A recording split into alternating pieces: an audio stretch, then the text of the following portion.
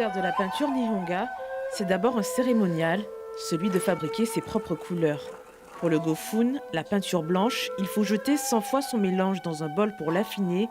Pour les autres couleurs, c'est plus simple. On prépare sa peinture avec de la colle animale et des pigments. Avec les doigts, parce que c'est le meilleur moyen de sentir que le pigment est bien dissous. Au pinceau, on ne veut pas sentir ça. Ça devient quelque chose qui fait partie intégrante de cet art, de prendre le temps, en fait, de préparer chaque pigment. Le motif est dessiné à l'encre, puis on ajoute des couches successives sur le washi, le papier qui remplace la toile, éloge de la patience.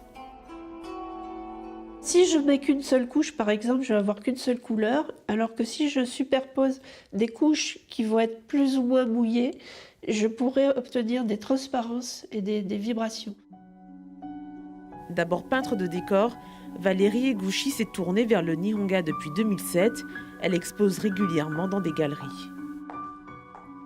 Il y a une sensualité des pigments, le côté velouté visuellement, et aussi le travail du Nihonga procure une vraie détente. Par exemple, je vais prendre des végétaux, j'essaie de traduire comment dire, une émotion que j'ai ressentie au moment où j'étais sous un arbre en train de regarder la lumière à travers les feuillages. Et j'essaie de retrouver cet état, qui est un état particulièrement agréable, et de l'inscrire avec des pigments.